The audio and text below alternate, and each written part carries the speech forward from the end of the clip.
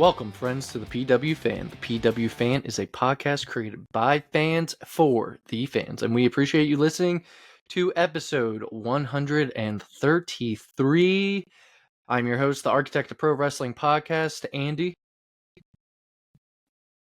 I'm also hosting No Selling Wrestling Indie Fan and football lover, Jeremy. Tim will be on here in a second, but this week we are going to be talking about the Liv Morgan Dominic Mysterio storyline continuing from last week. We are also going to be talking about the Cody Rhodes and AJ Styles segment on Smackdown, as well as Clash of the Castle and more.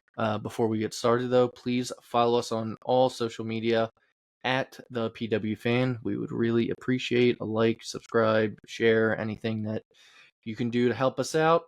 But before we officially get started, Jeremy, you want to talk about last week's episode and what happened and what's gonna happen? We had some technical difficulties with 132. There's always something. There's always something, but we had this track that was messed up, and we got it all fixed up now. And it finally took like a whole week to get it fixed up, and we worked with Riverside and all the stuff that we use. But that will be up also to, the same day as this episode, so you can go back and listen to that if you want, and also listen to this new episode. There's a double episode week, so if anyone was out there and was like, they skipped 2 weeks in a row, we didn't mean to skip the second week in a row, but I was working hard every day trying to get that up. It was frustrating. Eventually, we kind of gave up because they didn't really do anything. Yeah. And so we were like, well, one day if it gets fixed, it will just be a bonus episode. So like a lost episode. Now, so last week's episode that should have came out last week, and this week's episode will be out today, or if not today. What is it? Could be Wednesday. Wednesday, yes. Wednesday the 19th. So, all right. Well, let's get started. Jeff Hardy. I don't know if we talked about it last week. He's back in TNA. His AEW contract expired, correct? Yep. Yeah, he was a free agent. And I'm surprised they didn't pull the Vince McMahon thing where, well, your time off gets added on to like your contract time, and like.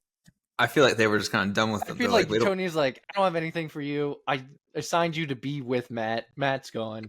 Yeah. I don't want to push you for anything. We don't need you. Just go. They probably don't, but so we have talked about how Broken Matt Hardy, I guess, is the character Matt's using. Yeah, but on TNA. Jeff came out to the same music he's been using forever. He didn't even use TNA music in TNA. He used the that royalty-free song. Yeah, dude. So he came out to that one. He's not Brother Nero, as far as I know. He's just fucking Jeff Hardy. Yeah, Jeff Hardy. Yeah. Him coming out with his braids. I know. That was kind of like cool, but also weird to see. Like I was like Jeff Hardy and TNA in 2024 is like the weirdest thing. Let me ask you: would you? People were like, "Please end your career in WWE." I think that's kind of past. Like, what could they do? I also look, everyone knows, maybe not everyone, but a lot of people know. Growing up, fucking Jeff Hardy. Same with Tim. Tim was a big Jeff Hardy fan, but I'll admit the time has passed. Now there are people his age that can look way better in the ring. Yeah, but he's also Hardy Boys' bodies are beat to shit, and they didn't really take care of themselves. Yeah, I think him being in TNA with his brother and like I don't know, doing more like cinematic stuff. I think I thought they did something recently, like at the Hardy compound, but I think Matt did.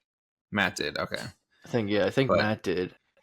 I think they did more stuff like that. They're like pretty good, I think, rather than trying to have like a full out match. Oh, really? Yeah. Say his name and he appears. I believe in Tim Gilbert. Hey, I have arrived. Hey, sorry to keep the people waiting. The people, I am here. Guys, so people. I'm sure you explained that we did have an episode for last week, but it was unfortunately lost Yep. in technical difficulty. But So But we are back. we're gonna get double episodes out tomorrow. Yep, it got all fixed up, of course, today, but it's gonna be up tomorrow. How did they find it? They had They to just took their time, though, is all. go through and reprocess everything and do all that. Wait, you did or and they it fixed did? it. Riverside did. Well, I worked with them to do that. Like I had to tell Thank them you, Jeremy. all the tracks and IDs and everything. Jeremy, you are the man, dude. I And you know what? introduced Tim this past week into who Joe Hendry was, by the way. Oh Tim is- yeah. Tim is like, who's that? And then we'd be sitting on this couch, and he started singing his theme song. I was like, told you. It's catchy, isn't it? I believe in Joe Hendry. But I kept calling him Joe Henry, which was Joe making Andy Henry, really yeah. mad. That's what I thought his name was at Joe first. Henry.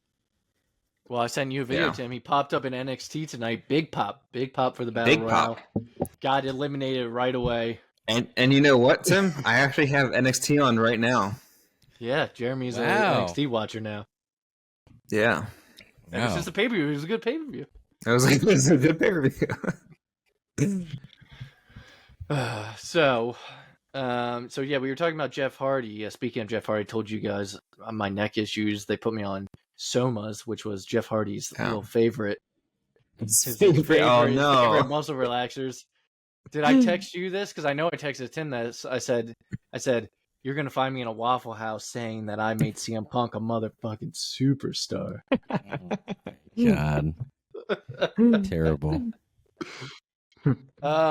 Okay, so yeah, that's all I got to say for Jeff Hardy. There were Eric Bischoff comments that I've read to Tim already while I was over there, but I want to know your guys' thoughts on air while we're recording his comments. All right, it's Eric Bischoff talking about AEW, and this will feed into our next part where we talk about WCW. So Eric Bischoff said, "Well, the biggest issue is they don't have an issue with talent, although they have way too much of it. But that's more of a business problem, financial problem. The core of their issue is story first, like really bad. Like the patient's on his way out or her way out, and you got to fix this because it's, from a storyline point of view, that company is bleeding out on the table, and it needs triage. But after I triage the story, by the way, the interview was, what would you do if you were to come into AEW, basically. So he said, after I triage the story and what the story means for that company and try to explain the vision for the company and what the company really represents, then I would focus on the characters so that they fit into that vision and fit into the type of story. Because right now, your characters are all over the map. There's some good ones. Tony Storm was a great character, a very mediocre wrestler, but a great character. Well, you can fix the wrestling part. It's a lot easier to get somebody up to speed technically or work around whatever their weaknesses are so that you focus just on the character as much as possible. So then after that, it says, furthermore, Bischoff also pointed out that many wrestlers lack distinctive personas, with the majority resembling everyday workers rather than professional wrestlers, diminishing the overall product. So then Bischoff goes on to say, so there are some great characters there, but there are some that aren't. There's a lot of them that aren't. There's a lot of them that are the same. It's like 75% of the roster looks like they're there to fucking change your tires. I mean, it looks like somebody if you pull around back of a Jiffy Lube at lunchtime, everybody's back there smoking a cigarette, having a sandwich. That's what half the roster looks like. End of. Wow. I mean, he's not wrong. I mean, there's the definitely story stuff I definitely agree with. There's Yeah, well, the story stuff I feel like we talk about all the time. Like Yeah. that's been a constant thing for like almost a year now. I would say, like, yeah, there's definitely people that are smaller than your typical quote-unquote pro wrestler size or whatever, and may not wear the best gear, but there's some guys that look like stars. I think, like, Omega, Ospreay, Adam Cole. What, Eddie Kingston doesn't look like a star? I mean, but he's also Yeah, but just, Eddie Kingston can talk you into it. yeah, he's doing him. He could just be a regular guy. But, you know, there's Orange Cassidy wearing jeans, and... You know, he's like the same size as me. But You know, so According to Bubba I Ray, he's 120 pounds soaking wet. Yeah, it's funny though because like I agree, but also like I like don't like that old school thinking of those guys who are like I gotta be big buff guys and they gotta be like muscle heads. Do you like when people are just people? Like Yeah, Seth but I Rollins, think all right. Seth Rollins has a yeah, character, right? The yeah, I Bucks think it's now have a character. Before they were just like yeah. brothers. I They was were I just was two gonna brothers say that wrestle. it changes because if you're a better character, then it doesn't really matter if you're like a big buff guy or a skinny guy because your character is what people care about. The issue, like what he said, is like they don't have characters, so they just look like normal people. Then think it just depends Christian's on a the character. individual. Like there's some Some people. guys, yeah, depends on Christian, who. yeah, it just depends on Some the guys individual. what, Tim? Some guys are good enough, or where their own personality and their own self is enough to get over, and some guys need a little bit more, and the character helps a little bit. I also feel like some guys actually need that script writing too, because I think we've seen there's some people who thought they didn't need it, and then they definitely needed it. You're going to understand. You will understand. The freaks. The freaks come out at night. That's not from AEW, guys, by the way. It's a very old The Brood Edge promo.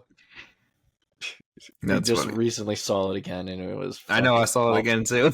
The best part of that video is that whoever's narrating is like, Christian just knows he's the smartest guy in the room. He just shuts the fuck up and doesn't say anything on the mic. They will understand. All right, so speaking of Eric Bischoff, though, that brings us into my next part that I wanted to talk about. So the first 2 episodes of Who Killed WCW has come out, which is the new. We talked a little bit about it last week, but then it's the new documentary series on Vice TV that The Rock helped produce. Jeremy, you were not able to see any of the episodes, but no, there is another one coming out, so maybe you can catch up by next week. Yeah, where's it on? Or where is it on? Vice TV. Well, Vice TV. So I use my website. You use your website. The first episode is on their channel for free. You can watch their first episode. Got it. Okay. But after that, Tim paid like $6 to just watch the whole series on YouTube. That's not bad at all. No. So if you want to just do like $6, you can just watch the whole series, or you can use the website. Do you know how many episodes they're going to do? No idea. Okay.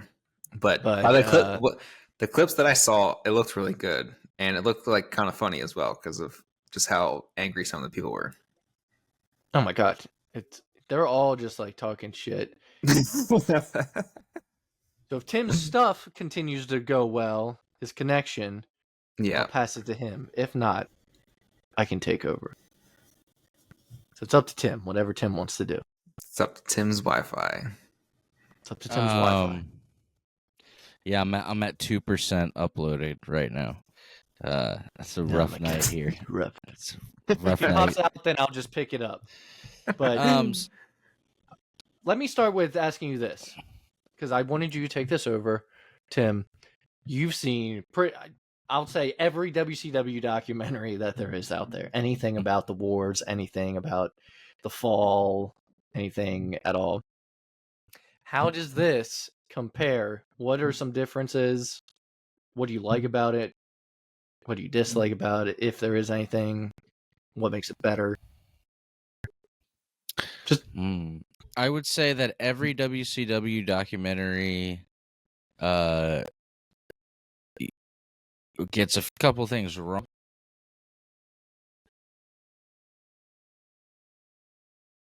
So Tim was saying that every WCW documentary gets a couple things wrong. I'm assuming, Tim, that you're saying the new one. I'm assuming, okay. Well, looks like I'm taking over. So I'm assuming he's going to say that basically, because Tim's also read a lot of books, right?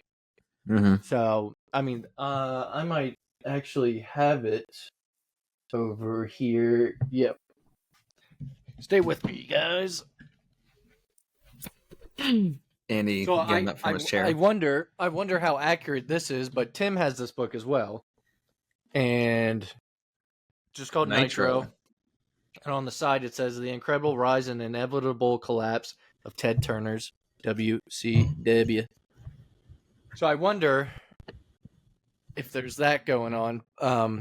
And Tim might have read that and been like, this is more accurate. But The book is more accurate, you think? I don't know. I don't know if that's what he was going to say. But he said he was saying that most documentaries get stuff wrong. So if documentaries are getting stuff wrong, what's getting it right? Is it interviews he was going to say? Is it the book? I don't know. I'll tell you what I like better. And I've said it maybe to you guys and stuff, but every WCW documentary just keeps using the same footage and interviews over, and it's just cut differently, right? Yeah. My biggest thing that I like about this new one is that it's all updated interviews. It's all nowadays, filmed recently. Kevin Nash, DDP, Booker T, Conan, Goldberg, Bret Hart, Bischoff. I'm talking about the updated interviews right now, Tim. Yeah, it's just all. That's what I like about it personally is the updated interviews and everything. I was saying, Tim, that because you were saying most documentaries get things wrong, I said maybe Tim was going to say things like this book got things right. I'm not sure. Is that I the don't know if you Nitro read book? that. Yeah, I don't know if you were saying that Yeah, Guy Evans' is more Nitro book. accurate or. Guy Evans' Nitro book is very accurate and is a great because he gets into a little bit of what this covered with some of the behind the scenes with Time Warner and how they didn't like wrestling and Kit Fry. We'll get into him. Time Warner or Guy Evans actually has like numbers in the book and actually like figures and like he did a lot of research and you can see that for yourself if anybody's fascinated in that. I think there's an audio version too, so if you don't want to read it you could also listen to it. What I was getting at though is there's like a few things that are wrong. It's like they always go with the narrative that WCW before Eric Bischoff wasn't big and that it's always the narrative of WCW was some pissant company that was in bingo hall or not bingo halls but in armories and people were smoking cigarettes and you couldn't see anything. It's like, dude, that's not true. Like Starrcade was huge. Was it like the Disney stage before people Bischoff took over? No, so I don't even think they've gotten into any of that yet, but like basically like they skipped a little bit in this documentary because basically WCW was like kind of killed twice. The second time is what we're watching about, and then there's another version where this guy Jim Herd got control of WCW, and he didn't know anything about wrestling, and he ran off a lot of guys like Ric Flair, Jim Cornette, the Road Warriors. There were a lot of people who left just because they didn't like the guy. He made Terry Funk retire early. He made a lot of decisions that made a lot of people mad. Then he left, and there was a whole string of people in charge before Eric. It was like Cowboy Bill Watts, who's Cowboy Bill Watts, who ran Mid-South Wrestling and, was a wrestling guy. And then they hire this guy, Kip Fry, who didn't know anything about wrestling. And then I think it went to Jim Herd, it was either Jim Herd to Kip Fry or Kip Fry to Jim Herd. And then it's Eric. And Eric was like a young guy with vision, and he was driven. And he went in there, and he was a salesman, so he was able to sell people on his vision of wrestling. And so they really get into Eric's rise in the first episode. I would say episode 1 and 2 are both. I noticed that there's for the episode 1. There's the story of Eric, and then the side plot. With the Outsiders, yeah. Yeah, it's the story of Eric, and the other plot going on is the Sting Hogan Starrcade. And then episode 2 is the Goldberg Kevin Nash Starrcade, and it kind of finishes Eric's story.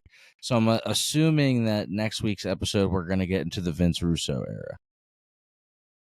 And they also, in the second episode, they talked a lot about when they added the show Thunder, and then they also had other shows, and they were like, it's just too much TV. which that used to worry me with like AEW. It's just it's too many shows, yeah. especially If for a program at the time, WCW wise, that didn't even want wrestling or like wrestling.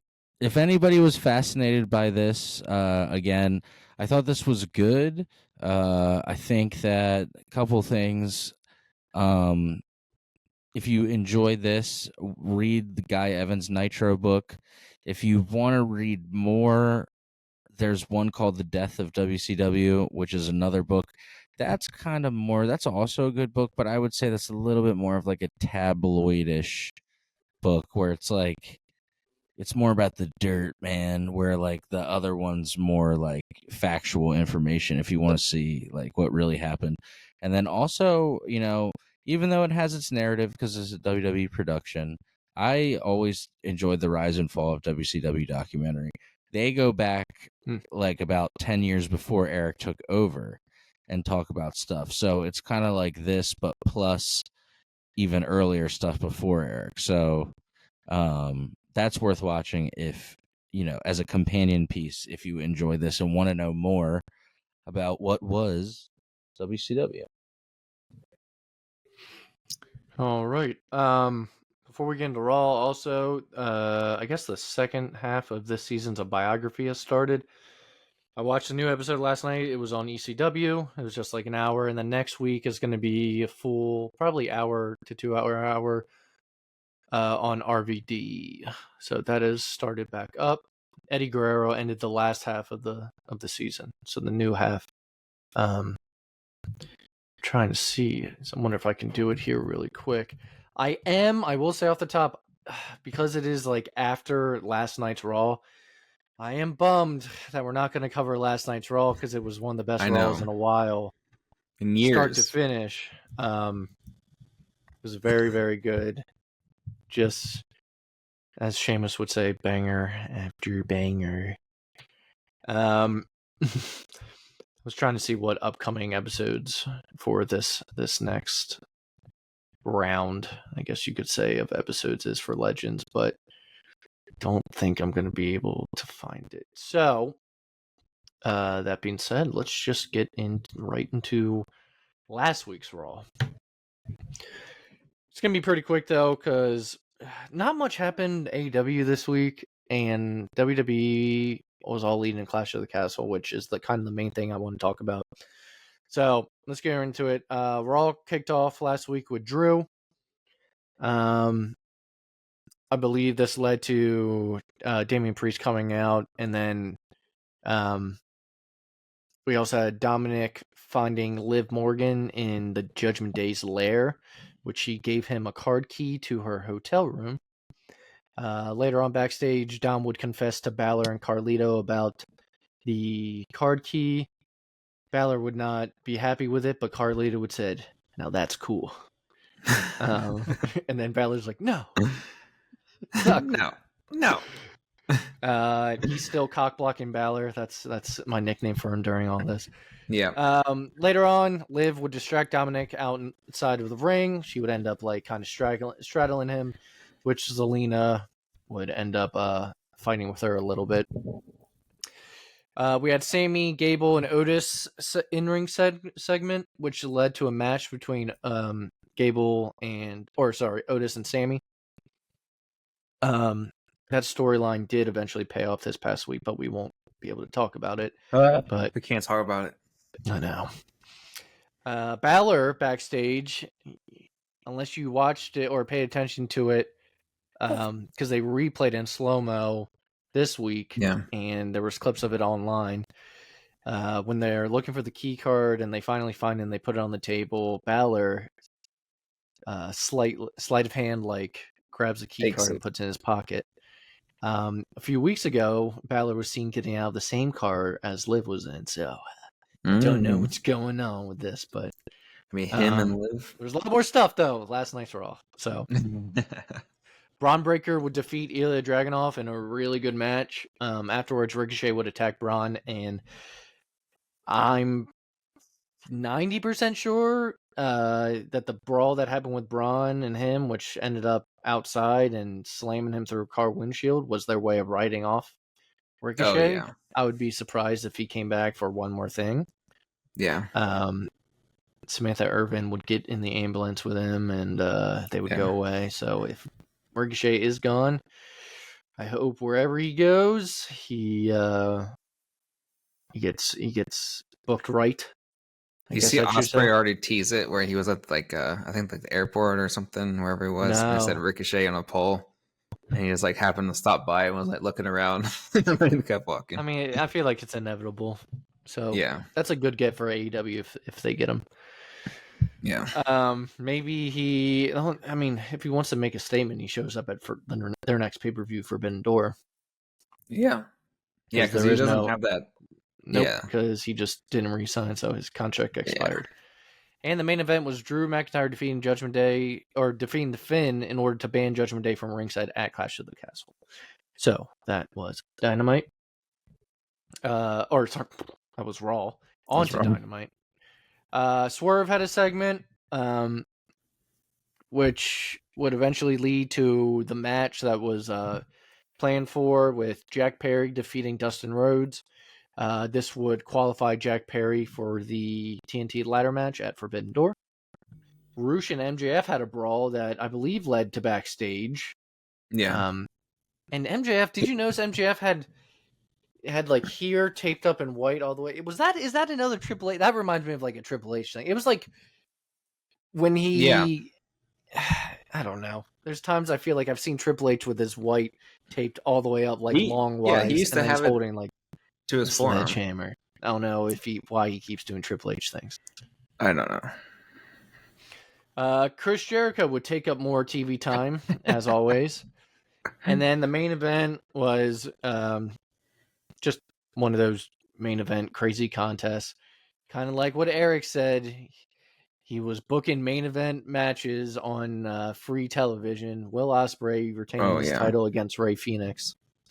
I was watching the lead up to this before, because everyone's like I think was it PWG match they wrestled in? Who, Rey and Will? Yeah. And they were doing some crazy things there, and I was like, I mean, you get excited about it, but I felt like it definitely should have been for a pay-per-view then. Picture Will and Ricochet versus like Lucha Brothers or versus like Top Flight. Yeah. Or Young Bucks. Crazy. That'd be cool. I mean, the actual matches themselves would be a crazy spot fest. But can you get the story right? The story is... Give me the story. The story is, can anyone survive it? Yeah. Without hurting themselves? No. Especially not from Rey Fenix or Dante Martin. Definitely Dante Martin.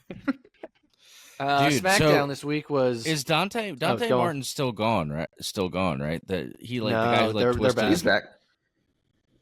Dude, that was so scary. Rey Fenix just returned. Rey Fenix was the one that was last injured. And I think he got hurt on Ring of Honor as well. Mm-hmm. I don't know what goes down on that show. I don't watch it. I still remember when Rey Fenix got hurt. Was that ladder spot or something when he it was his... There was one spot where they came on from the outside, from the inside to the outside. I don't know if that was Rey or Dante. They keep switching off who's getting hurt between the two people. That was Rey, and his I think it was his arm bent some other way, and I was like, oh, that's bad. I forgot. Smackdown I bought a new. Going. Sorry, I forgot. I bought a new lamp for the podcast so that people could see me better, and I forgot to turn it on this whole time. I just turned it on. I apologize. What is blue in your room? Your TV? Oh, the PS4 is updating for Xenoverse 2. So you got a blue screen. Oh, you're playing Xenoverse. I like it. Well, they updated it with all the super people. Yes. Well, side topic. I'm waiting for Sparking Zero to come out. So we're all gamer nerds. No, I didn't know if... Dude, I didn't know if you were saying that your new lamp was the blue one. No. Jeremy's... I gotta say, man, the PS5 is awesome, and when you brought it over and put on and played it, it was crazy. But Jeremy, how big was your TV at your old place? The one that we watched SmackDown. It was a 55-inch. Dude, I don't do that. the Xbox home menu was crazy to me. It like looked so futuristic. Jeremy, you got an Xbox? I have a 60-inch now, and I also have an Xbox and a PS5 that I end up getting. Tim just needs one. Tim needs one of them. You need one, Tim. I like PS4. I'm a PS4 guy. No. No, Tim means to say I like N64. That's all he plays. Yeah, that's what He's a simple man. N64. He's a simple man with. I love simple N64. delights. I'm a simple man, but N64. See, this type of shit drives me crazy. Like it says it's a 13-minute download time to be able to play the game. It's like, bro, you put on an N64 cartridge. I've already been playing. I'm 3 rounds into Mario Kart right now. But can you save? Yeah, Depends on Yeah. the game. Depends on the game, and if you have a memory You card. gotta beat it all in one night. All right. All right. Well, we'll do a side. We'll do our schedule program. We'll do a Friday night game night once a month where we switch gears and talk video games where we instead of wrestling only as a bonus episode. Speaking of, anyone hear any updates for 2K? I know Fight Forever just got like Edge and like a bunch of whatever. Yeah, I didn't hear anything Damn for 2K yet. I haven't 2K also, updated. speaking of 2K, 2K also got the FIFA license. So for me, that matters because that's soccer stuff, and they're gonna have another soccer game than an EA sports game, which is nice. Tim's got to update his Fight Forever Yeah, I don't have Edge so or he can play the Anarchy in the arena. The last update I had was the Swerve update, and you got like Samoa Joe, a couple other I think people. Acclaim came out. didn't you buy that at like my house? And you were like, I gotta get the update. Yeah, dude. Yeah, actually, I think I did get the Swerve update at Jeremy's house. And you can find Yeah, Fight those- Forever on the store for $5. No, not really, but it's probably really cheap still. No, They it's had gonna a sale. be. It was like a flash sale of 90. It's gonna be free soon. I'm not. It's on the I'm not- PlayStation. I'm not joking. 2K It's would gonna. never be free. It's on Apparently the it's gonna PlayStation Plus. Yeah, I think you can play it on Steam for free. Like I'm being dead serious. Yeah. It's free. I'm Well, not I, opening it. like really, they can put it on for free, but then you have to keep paying for those passes to get new people. So that's how you make your money. That's the same way like Fortnite makes their money. Right. Mm. Oh, It's free, but you pay for everything else. Fuck, I forget. There's a word for it. Microtransactions. Yes, yeah, I hate those, but Some people say it's the death of gaming, but it is. yep, it's like pay to play. If you want the cool shit, you got to pay for it, but you got the game for free. All right, Smackdown. It was pre-recorded because it was in Scotland, which big time difference considering the pay-per-view. Scottish fans. See, now my friend Corey said they were annoying. He's like, they were chanting at the wrong times and like, but you're just like, it's like watching a soccer game for you, I feel like. Yeah, I think that's probably why I enjoy Yeah. those fans. And also, I was in a They were Scottish better than the crowd. French fans. I like them. Yeah, I'm probably biased because I was in a Scottish crowd for like this music festival one time, and they were absolutely nuts. So SmackDown, we had the Grayson Waller effect. I thought the What? Scottish crowd was good. It's just going to be hard to top that French crowd, man. I thought they were like, I don't know. The arena was also like lit differently that night. It like looked different. They also had a smaller arena in France so you can hear everyone more. It's more compact. So Yeah. than like That'll Clash. do. That'll do it. That'll do. Grayson Waller effect. That'll do, pig. And that'll do, pig. That'll do. Grayson Waller effect with DIY. Happened on SmackDown. We also got a segment with Cody and AJ where AJ would name drop New Japan, ROH, talking about Cody quitting. He did not mention AEW by name, but he said, he said, you and your friends, I wish he had said you and our friends, went and started a company and you left that too. And then Cody basically said, I didn't quit. I left to bet on myself kind of thing. Yeah, I thought that was funny how he named every single company and then he didn't name drop AEW. If they didn't give them that. But everyone knew. Everyone knew. They did drop Bullet Club on or Cody did on the kickoff show when Yeah. Michael Cole was questioning whether he was could get angry enough to do what needed to be done. Which, that match was hard hitting, but we'll get to that. LA Knight would show up at Logan Paul's house in Puerto Rico. Logan Paul would get home, and LA Knight would be in his pool, which would further this feud, though no match with either one of them was on the pay-per-view. And then Kevin Owens would defeat Solo Sikoa. The Bloodline would attack afterwards, and Randy Orton would return, I guess after, a couple weeks? His knee, or whatever was going on. Yeah. They were doing that storyline. Again, not much from, nothing too important. It was all kind of, most of it was leading to Clash at the Castle. It does seem like Carmelo Hayes will get involved in this Logan Paul LA Knight storyline, though. He is kind of, he's feuding more with LA than with Logan, I'd say. Mm-hmm. But yeah, I think so, yeah.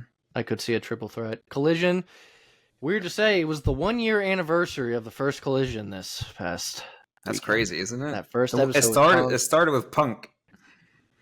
It's been a year since the Counterfeit Bucks promo. Yeah. That's wild. Tim shaking his head like times go by too fast. It's too fast, guys. We had a segment with the Acclaimed. I believe this continued with their, if I remember correctly, continued with the Buck stuff. I think. Yeah. It could be. I don't know. There's a blood and guts match coming, right? I think that's what. Yeah, I mean, they announced it for like the Elite announced their team. So Elite, and they're trying to get Swerve. The Elite are trying to add Swerve to their team. Blood and Guts is like, it's the double cage. It's not War Games where it's like one person in at a time. I think it's like everyone, isn't it? Or no? No, it's one person at a time. So it is War Games. They just call it Blood and Guts. It's War Games. Yeah. Okay. Cool. It was a Happy Father's Day for Christian. Christian had a Father's Day segment.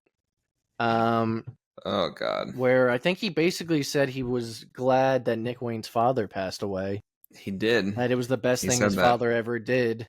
Oh my God. So that Christian could become his father. Nick Wayne was just in the ring, and Nick Wayne's mom were in the ring. Like, yeah, that's right. I was just like, oh my God. Fans were chanting Luchasaurus, and Christian was like, his name is Killswitch, you idiots. So that was a fun segment. Dante Martin would defeat.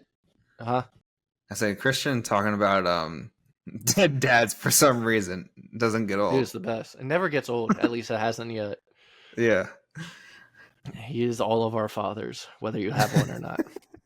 How's everybody's father doing tonight?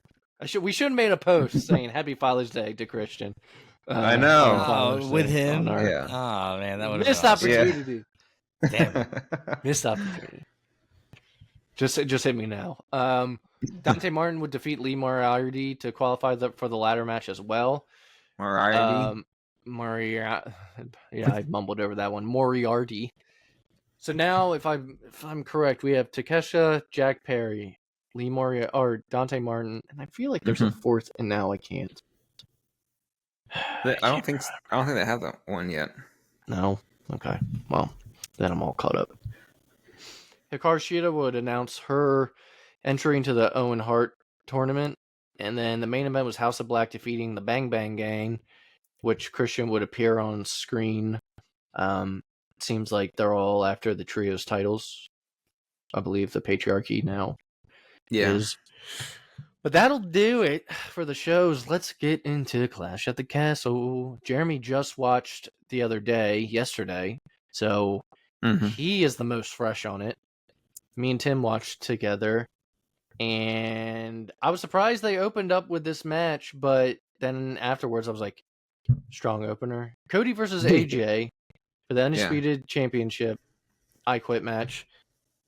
One of the better I Quit matches, because I don't really ever like them. Yeah. I won't say ever. There was some fuck yous in there, I think. Never? But never. So let's just say Cody Rhodes would end up winning.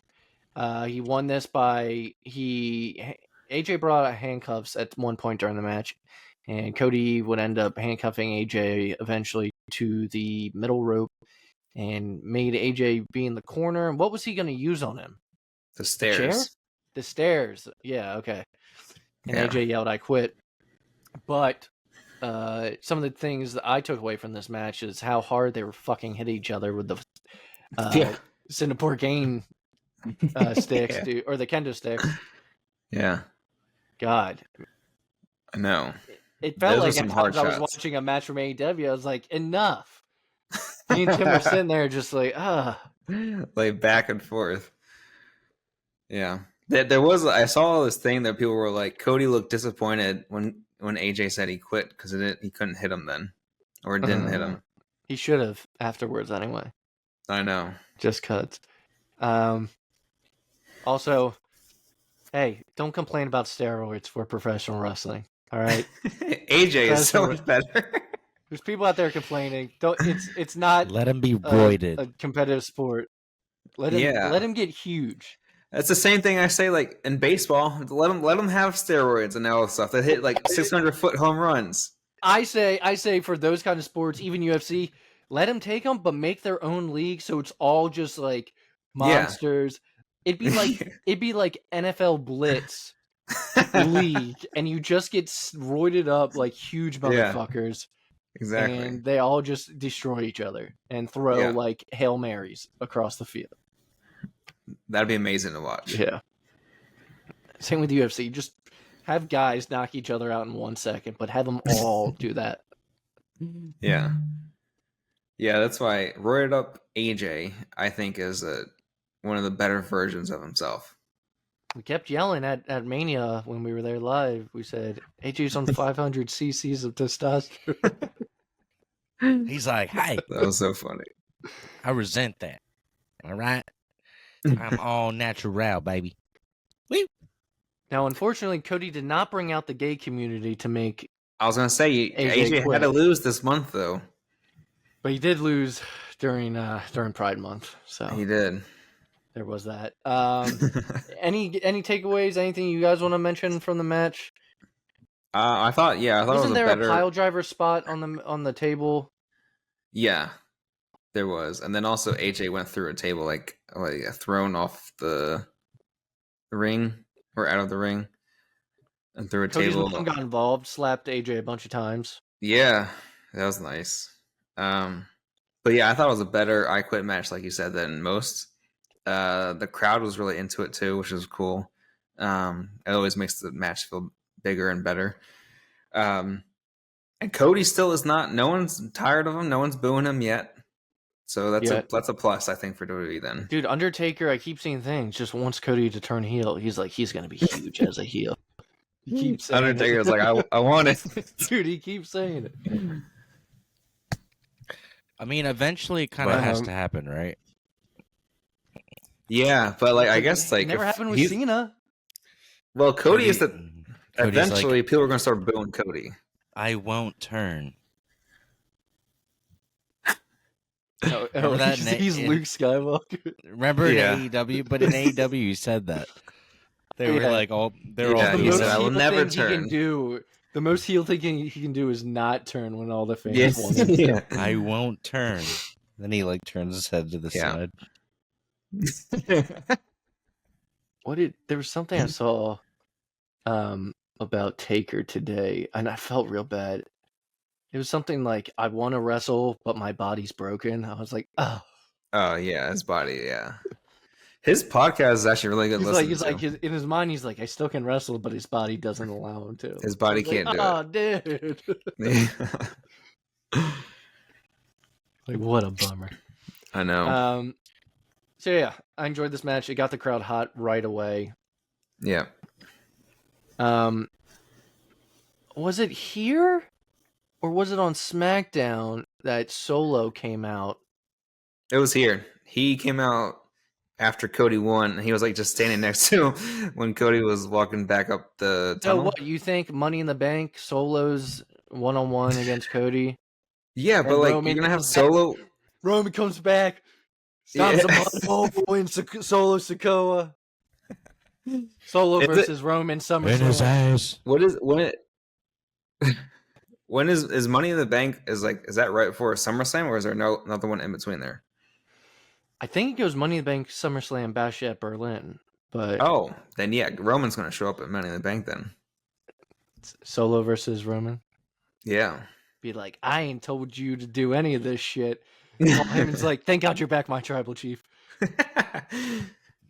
Do you see? I think it was on SmackDown. I think it was, but Heyman started crying when they were like yelling for Roman. He's like, I want him back too. There's nobody more that wants him back than me. Yeah. Okay, so if there's nothing else to say about Cody and AJ, yeah, I mean, you can't run it back after an I Quit match. Yeah, that has to be done. So. All right, this match I liked a lot, but there was a lot of things that happened during it. I was going to say probably the weakest one. Back. Well, Yeah. okay, so it's the WWE Women's Tag Team Championship. Bianca Belair and Jade Cargill, the defending champs, against Shayna and Zoe Stark, Alba Fire, and Isla Dawn. I'll say right off the bat, Alba Fire and Isla Dawn are from Scotland. They go by Unholy Union, and they won. I did not see that coming, but yeah, me neither. Again, I was a fan of Kaylee Ray in NXT UK. She's the longest reigning NXT UK champion. Isla Dawn was also there, but as a singles wrestler. They were the NXT Tag Team Champions until Shayna and Ronda beat them and unified the champions, and now they're the champions again. I do like them as a tag team. I was surprised that Bianca and Jade lost the titles already. Now, there was a bunch of botches in this match, right? Starting with Jade jumping off the rope. Though, I kept hearing things that the ropes were slippery, and that's one of the reasons why Damien fucked there's up.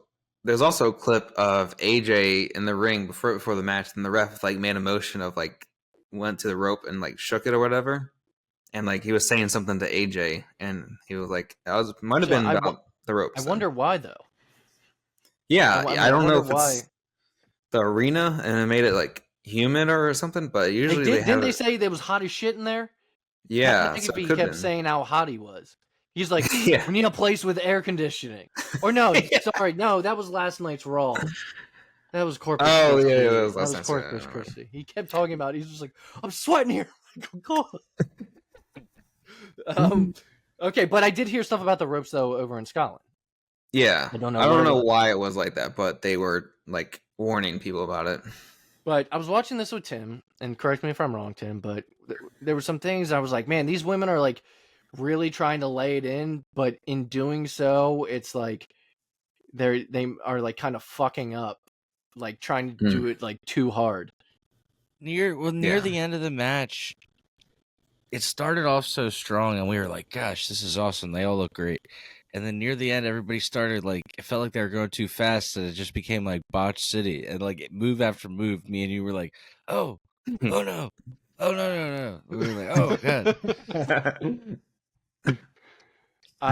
I do like Jade and Bianca's double team moves they got. I love it when a team has double team moves, legit. They're an actual team. I love Jade. It seemed that the moment that the match lost momentum is when Jade messed up the spot off the corner and jumped off the top rope. Yeah, and then she did save it though. They did save it right away. She did not. But the problem is she hit 4 moves, but during those 4 moves, the crowd was still grumbling, you could hear people in the audience, kind of talking shit. Yeah. So I wonder though, do you think they pulled the trigger early now, Bianca and Jade, SummerSlam? I don't know. It looked like when they were walking back, they were still good with each other. Okay. There was nething of that. Well, neither one of them are the ones that got pinned. I don't think. I think it was either Shayna. I think it might have been Shayna. They got pinned. So I don't really know where they go from here, though. Isla Dawn and Alba Fire have double team moves as well that they used, I believe, to pin Shayna. So I did enjoy the match minus the botches. I liked it. Yeah. Again, never really big on multiple team matches, but I didn't really have an issue with this one. Yeah, it's a good match. After that, Intercontinental Championship, Sami Zayn and Chad Gable. Might not have been their best encounter that they've had so far, but I think the part of this match that people were supposed to take away was the progressing of the storyline of the Alpha Academy kind of leaving Chad Gable. Yeah. Now the match was good. It was fine. I definitely, though, I've seen better Chad Gable and Sami Zayn matches. So I think it started a little slow, if I'm not mistaken. But yeah, just more like adding fuel to the fire with especially the Otis stuff. The crowd's way behind Otis. We'll talk about it more next week. But God, dude, that crowd popped for Otis last night. You can't say anything. I know. I won't say exactly what happened, but if you've been living under a rock and you haven't seen what happened at the very, very end of the show, then I don't know. Why are you listening to us? If you're not even paying attention to that stuff, why are you listening to this small podcast? I don't understand. Because it's everywhere. Hi, Mom. So Sami Zayn would end up retaining, which I think after, like, again, things last night, like, I wasn't sure about the Sami Zayn run, but, like, him being involved with what's going on, I think it's working. Especially like the feud and stuff that happened last night. Again, I wish we could fucking talk about it. Sometimes we're not going to talk sometimes I'm like, God, why do we record a week afterwards? Because then my clips are like considered old in my mind. I'm just like, because some people, watch like Twitch streamers put clips on as they watch. Yeah. Yeah, we don't live stream we're not so a that's Twitch streamer though. We're a podcast. Yeah. Some podcasts that I listen to, they record a week before and it doesn't come out for a week later. So then it's even older. So you're welcome. All right. All right. We're somewhat relevant. Only you, the people, can make us do this full time. It can't be us. You want to do it full time? So I'll give you some clips every night. Some updated. Andy says, "Look, give Andy 6 figures. He's got clips for you every day. 6 figures. I feel like Batista. Give me what I want. Give me what I want. Yeah. Give me what I want. I think all three of us want to go to the next match. Easily make 6 figures. That's all it takes, guys. That's all it takes. $100,000 finally be there for each of us for a year.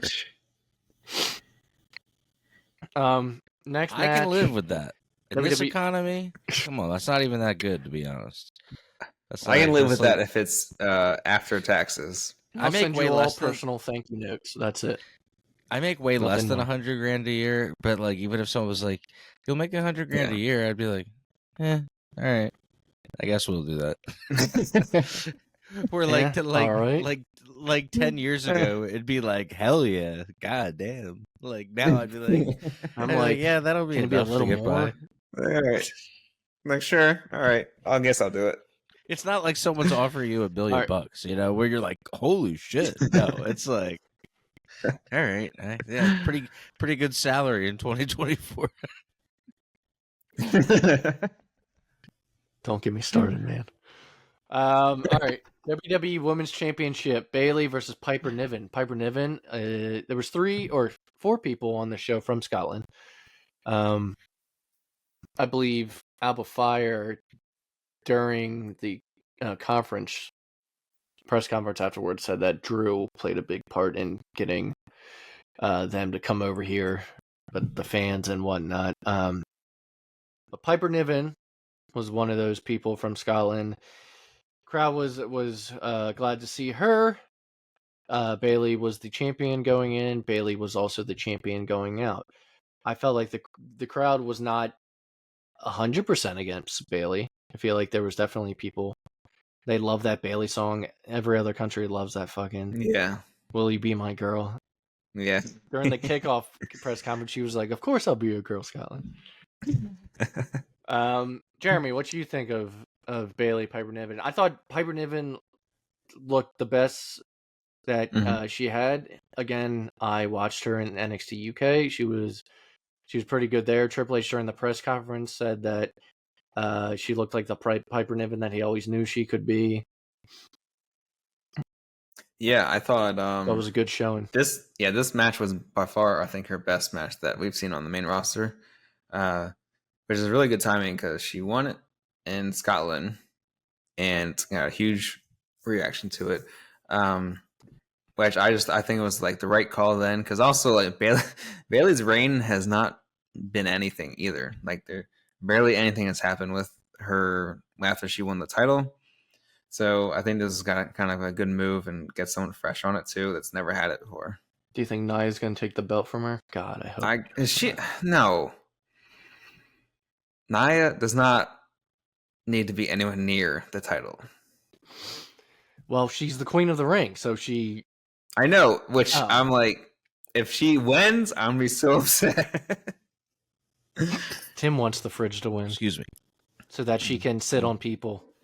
Her entire weight, bring it down on them. Brutal. Damn. God, it's awful. All right, main event. Dun, dun, dun, dun. I loved this match. Damian Priest versus Drew McIntyre. I thought it was great. Yeah. Crowd was super behind Drew, though it was leaked that Punk was spotted beforehand in Scotland. Yep. We did talk a little bit about it, but if you want to watch the clip, it is not hard to find. Damian Priest goes to do his front flip from the inside to the outside where he jumps off the middle rope with one leg, and he ended up getting tied up in it, and basically his right shoulder, I guess you could say, slammed down, but the biggest part was his, I guess, ankle or knee. I think it legitimately hurt him, and it was one of those that it looked worse than it was, but it could have been way worse than it was, too. Yeah. Yeah, it could have been way worse, I thought. They said it was fine after the show. He didn't need to like go straight to the medical attention. But I mean, whether Drew knew he was fine or not, Drew just like started hitting him as he's hanging upside down. Like he was like, "Oh, we're just gonna keep this going." I mean, it was two big guys. It was hard hitting. I thought Damian looked great. I think the people that don't give him credit are kind of like crazy at this point. Yeah, Damian is good. He's done really well. I think, like, I don't know what it is. I guess the Judgment Day stuff, just over time, eventually, like, I'm starting to, like, kind of be a fan of Damian and, like, everything he's doing. Yeah. I think he's getting to the point he doesn't really need Judgment Day anymore, but, yeah, that could be a turn with, Finn and Liv and all that stuff, so. I'm calling Finn versus Damian at... I am, Oh, no, he has to face Gunther. But if Finn somehow ends up in the tournament, or in the match, if there's a loser's bracket, spoiler alert. Because I think Finn could be ruining Judgment Day from inside. They teased it a little bit on Monday. Yeah. Yeah. We can't talk about it. It's Monday. I know. So, no, I mean, I love this match. But the point is, Drew basically had it won, and the ref was knocked down, and Drew's in the pinning position. A ref comes running out, and you just see behind him. I was watching with him. I said, "It's Punk. Slick back here." You saw the back of his head. It was slick back. Then the camera faces. Nice shoes on he counted to two and stopped, and then just looked at Drew. Drew looked at him, and Punk kicked him in the balls, and he got out. And it looked like Punk might have tweaked something because he kind of hopped away. And he said in the press conference he had a little mishap out there, but I was like, what does that mean? I don't know. He said, I have permission to miss Raw and go back to... I can't take any more with him. To Chicago. Did he like tear a hamstring kicking him in the balls? No, I think he's all right, but he'll be back soon. Yeah. So there is big development in that storyline, which we'll talk about next week. Well, he did say, hang on, let's not be misleading. He said that his appointment with the doctor is to see where he's at. It's for the tricep. With the intention to be cleared. Mm-hmm. Yes. I did send you... Well, did you... So I know I sent it to Tim. Jeremy, did you see the press conference? Yeah. So, okay, so Priest would end up winning. We got that. Punk screwed Drew McIntyre. During the press conference, Punk said, as long as he is breathing, he said, not even like wrestling. He's like, as long as I'm he's breathing. breathing. He's like, Drew McIntyre will never hold gold. Yeah. Also, Punk was wearing a Celtic Did he seem? shirt. He was wearing a Celtic, which is not Scottish. He was wearing No, an Scottish Irish. is one of the teams there. Oh, okay. I thought he was wearing an Irish thing. I was like, man, he's really trying to piss people No, off. that's one of the biggest teams in Scotland for soccer. Okay. Didn't he seem though a little grumpy? Tim said no, but Tim I thought that he had more pastries. He had donuts this time instead of muffins. I thought he could have been in character. Yeah, I thought he was just taking the press conference thing and like kind of like playing like the original thing and just kind of like playing into that, but like almost like a little bit of a character. He had pastries. He did say that he doesn't like doing Scotland those. loves me. Said Scotland loves him. Yeah. I'm pretty sure they let me here. And he also did say that he doesn't like most of the media people there. So he said I don't like you guys. Yeah, so that's probably why he wasn't seeming happy. He did have pastries though. He had donuts. He offered everyone donuts and they said no. When Triple H came out, he said Punk's always has something, whether it's donuts or muffins. And Triple H would end up saying some really nice things about Punk. I would have never guessed off the top of the head, but he said some really. He like went on longer than he needed to. He said it was an absolute pleasure to be around, and he's like so thankful that he's here. I was like, stuff. He talked about like their past stuff, and he's just like, yeah, because they talked about the locker room changing. And that was like a big part of it. And he said he was a big part of it and all that, but which is like insane to think Triple H would say all these nice things about Punk. Said a lot. But I don't have anything else to say about Clash of the Castle. Do you guys have anything to add before we take it out? It was a great show. I love these non-American non-American crowds, I should say. So Money in the Bank is Toronto. Toronto, yes. But then you got SummerSlam in Cleveland. I'm like, I guess. They did say the big four are not going to be international. Yeah. But that makes Berlin's going to be crazy with Gunther. Berlin is going to be nuts. And Ludwig Kaiser. Yeah. Toronto will be amazing too. But yeah. I love that they do Scotland every year now. So, Tim, I don't know if you have a classic show of the week, but I will tell people to watch Who Killed WCW. Yeah, and my classic show of the week is kind of a little bit of a companion piece to that. I think go back on Peacock if you have it, or just to go on YouTube and watch clips from both if you don't have time to watch the whole show. I think it's important to watch Starrcade 97 and Starrcade 98 because in a lot of ways those are two moments that, since we're watching a show about the failure of WCW or whatever, this is not what put WCW out of business, but these are two shows that really should have been kind of like triumphant moments, and they both ended kind of weird. Main event of Starrcade 97 is Sting and Hogan for the title, which they cover in episode 1 of Who Killed WCW, and then episode 2 covers Starrcade 98. So watch Starrcade 98, and that's Kevin Nash and Goldberg at the height of his career and his undefeated streak on the line. Really fascinating stuff. Two shows that I still enjoy them because I watched them when I was a kid. So there might be some rose-colored glasses, but I do acknowledge that. Is that the guy who Bret Hart hates? Who, Goldberg? Yeah, I'm just kidding. Yeah, he's not a fan. There's some shit talking from Goldberg and about to everyone, and then Nash has stuff to say in the second episode. I don't know if you know this, but Bret Hart does not like Goldberg. Every interview he's like, "That's that fucking guy." It's like he's like, but Goldberg's keeping it real. He's like, dude, I said sorry a million times. What else do you want me to say? Yeah, what else can Goldberg do? What can he do? Oh, God. Well, recently, I saw today, he told in an interview to Bret Hart to grow up. So That's gonna help Bret Hart. Now Bret Hart's gonna go on like an all right, 8-month guys. tirade. You see the video I posted? He was just like idiot, idiot, idiot, big idiot. It was just like all from Dark Side of the Ring. Anyway. All right. Boy. Well, Tim, take us out. Hey, well, thank you all for Episode 133. Yeah.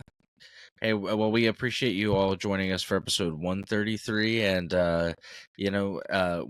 apparently we'll have a double episode. So, if you're listening to this, you might have checked out episode 132, or maybe you're listening to 133 and you're going to go back now and listen to 132. Thank you all so much, and we will see you next week. And really appreciate, with our patience when we have to take weeks off or I have to come on late. And thank you all so much for just being supportive of the show. We appreciate you guys. See you next week.